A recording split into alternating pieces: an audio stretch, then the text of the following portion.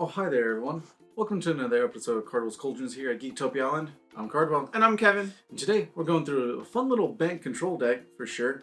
It's kind of an old school way of how I build cards. There's really nothing to build around. You just grab whatever you like and good cards, and you meld them together, and hopefully you win. You just play all the good white, blue, and green cards. Yep. Except, we are not doing Teferi, as always on this channel. This is a Teferi-free channel. And also Hydrocrassus, because that can go jog on, pretty much. That stupid card. I mean, it's a really good card. So you can always play either one of them. We try not to, so that way you don't have to. You can see other decks that don't just use them. That's why we're Cardwell's Cauldrons. We brew things here. We don't just copycat stuff. Yeah. At least. But before we get into it, go and remind you that we do have a Patreon. It only takes $1 to support us, and we love you very much for it. And the link will be down below for that.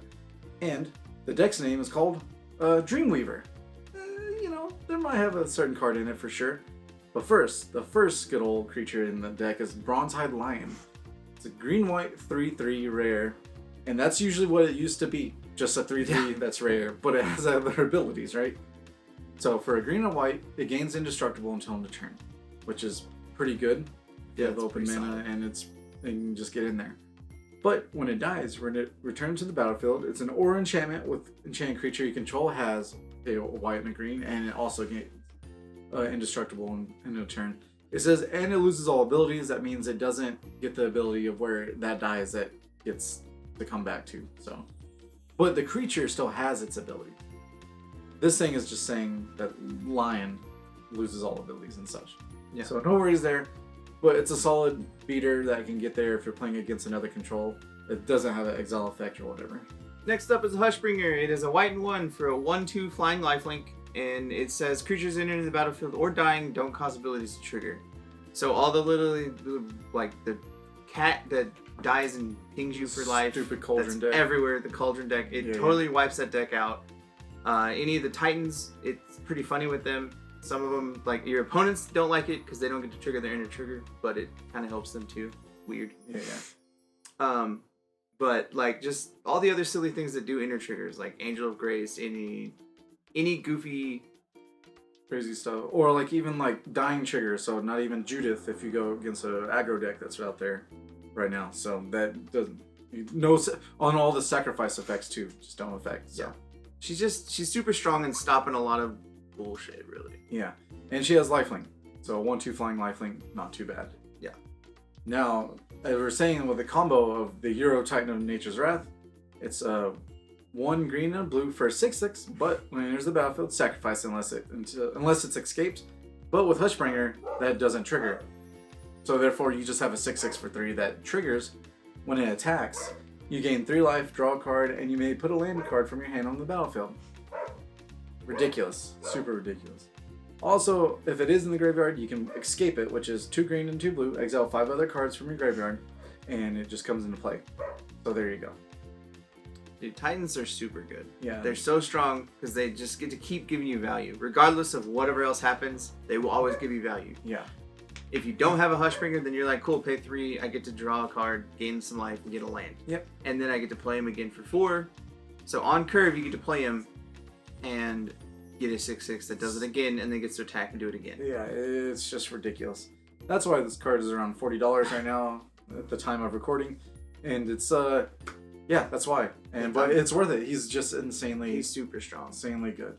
Next up is Angel of Grace. It is 2 white and 3 for a 5/4 flash flying angel, and when it enters the battlefield under your control, damage that would reduce your life to 1 or to less than 1 is reduced to 1 instead.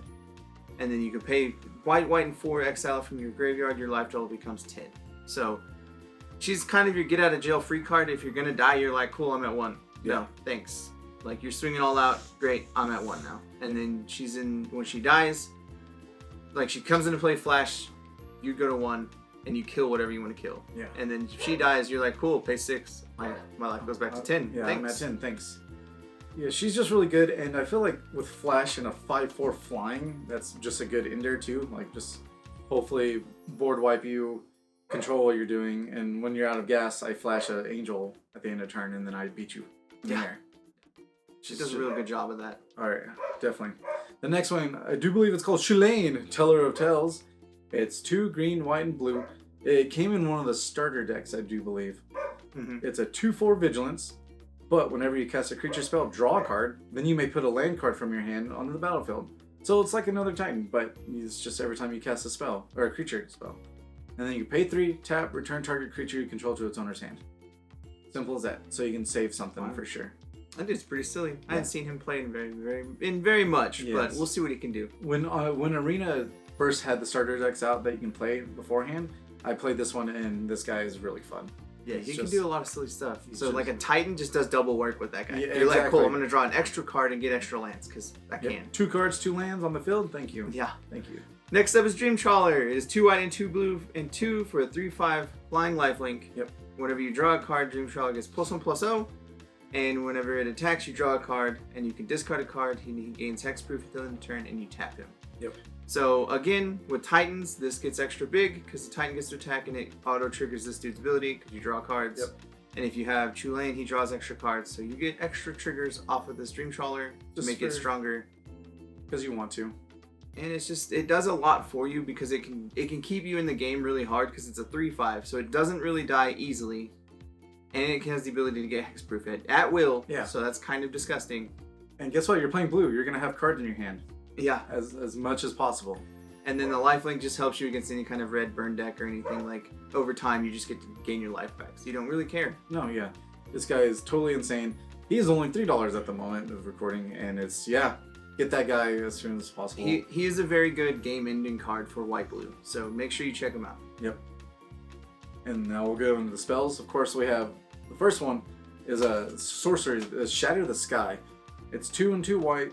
Each player who controls a power 4 or greater draws a card, which hopefully you probably will, and then destroy all creatures.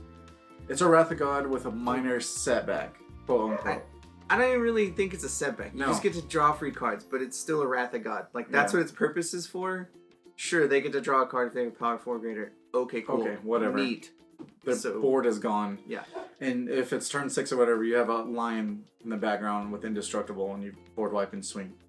Yeah, I mean, the threats that you're wanting to get rid of for you playing this card is the reason why you play this card, not so much to draw cards. I mean, it's cool if you get to, but it's not really necessary. Exactly. Next up is Quench. It is 1 blue and 1 for an instant. Counter target spell unless its controller pays 2. So it's a better spell pierce. Yep. It's 2 for 2, and it's a counter spell that it can counter anything you need it to, and it forces them to tap down extra mana if they want that spell more. Yeah. I'm really terrible at making early game with kill and such, so that's why I put Quench in, because it's early game to be able to counter out what you need, especially if you have a turn 3 Uro just in your hand, but nothing turn 2, so you do this and protect yourself all you can. Yeah, so you essentially want to counter all those silly gods that are coming out, like Klothys and Perforos and all the silly gods that are that cost like nothing to play. Exactly. And also to help counter or draw cards is Thassa's Intervention. It's 2 blue and X instant, so you can look at the top 2 X cards of your library, put 2 of them in your hand and the rest of the bottom of your library in random order, which is like a mini Dig through time, yeah, that Pioneer is all going crazy for. And so that's good for standard or it's not but counter target spell unless its controller pays twice X, which it means you can basically counter anything. Yeah. So it kind of hard counters something because if you pay it for 2, they have to pay 4 to keep that spell. Yeah. So I mean, you're paying forward for the counter spell, but if you need to do it, you have to, and it helps because you're like, I don't need that spell hitting at all. Yeah. But otherwise, you're like, cool, let's look through these 6 cards, and I get 2 of them. It's fantastic. Exactly. And like you said, even at 4 mana, you either counter something or you draw 2 cards. You don't even care. And the people love paying 4 anyway to draw 2 cards, so done. And it's an instant, so you're not really losing any value because you're going to do it at the end of their turn, so you're going to have the mana open to counter something or just be like, oh, cool, draw cards. So I don't lose any value because you're doing it at the end of their turn. This is definitely a mind game, that for sure. Next up is Omen of the Sea. It is a blue and 1 for an enchantment with flash. It enters the battlefield, you scry 2, then draw a card, and you can pay a blue and 2, sacrifice Omen of the Sea, scry 2. So it's early to just help you dig through your deck to see what you want, and then later you can use it again if you need to dig further and just see what you want to get. Exactly. It's extremely good for blue. If you're playing blue, you should just play this card all the time, because paying 2 to look at the top to scry basically, as it says, and then draw one of those cards or none of those cards, like you ponder away or whatever. Yeah. Super good. And then scry later when you need to. It's just too powerful. Yeah, it's essentially you just have it in play and it just is scry whenever you need it to. So later it's something that happens immediately and then later it does it again. It's just amazing. Yeah, exactly. The next one is Banishing Light, because you might as well. It's 2 and a white enchantment. Enters the battlefield, exile target non-land permanent opponent controls until the Banished Light leaves the battlefield. So it gets rid of everything you need. Yeah, we're gonna kill Simple as that. anything because I can. And it's an enchantment, so it's much harder to get rid of than normal. Because most people don't just run enchantment kill in the main board. It is sideboard usually, but so it just gives you a free way to kill something. And yeah, just anything. Just get rid of it for sure. And I guess most, of course, the new sacrifice decks or whatever, they're just black-red, so no enchantment kill at all. So you get rid of that oven. Definitely get rid of that oven. Oh, yeah. Yeah. And of course, we have the lands, and I'm still trying to work on the right color combination of 3 colors, especially with temples. Temples make it really hard, and then you're taking a lot of shock damage. So far, I've been doing pretty well on Arena with 3 colors, but you never know, because it's Arena's mana base. It doesn't make sense. But we have the 4 breeding pools, 4 Hallowed Fountains, and of course 4 Temple Gardens. Those are the shock lands. And then we have 2 castles, which is Ardenvale, which is a white one where if you pay 2 and 2 white, tap, make a human creature token, which can also end the game really well. Or Castle Vantress, pay 2, 2 blue, and scry 2, which will help you in the long run for sure. And for those that are like questioning why you use those, they're literally good basic lands. Is what they are. I've had a couple people ask me at the place I work why they should use those or not, and mostly you just want 2 of them at most because they're free basics to do extra things. Yeah. That's really all they are. You're already going to have a plains and an island in here, so you might as well just change one to a land that can give you options later. Exactly. And since you have so many shock lands, they count as those basics, so they most of the time just come to play untapped. Yeah. Which is nice. Now, of course, we have put 2 of each temple in here. Temple of Enlightenment, Mystery, and Plenty. It's just, comes into place. You scry 1. Simple as that. So it helps you dig further, which is what you want to do. Yeah. And then we have some basics in here, because I always say you need to play with basics. Plains, Island, and Forest. Yeah. Might as well. Simple as that.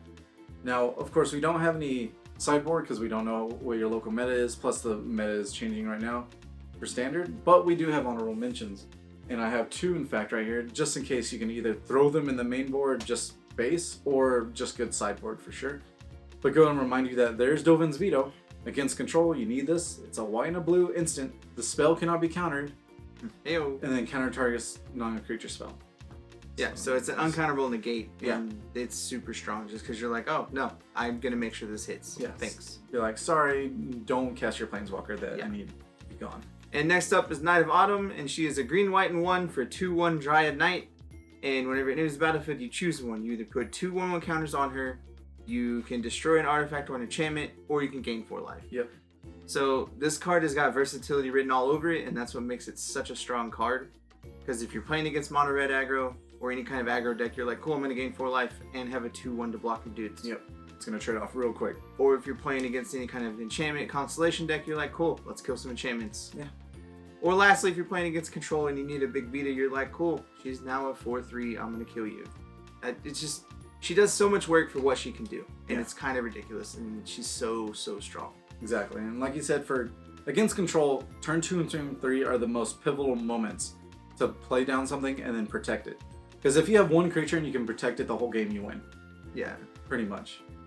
But with that is the deck. It is called Dream Weaver again. And hopefully you enjoyed your stay at Geektopia Island. And you have a good day. Later. Bye.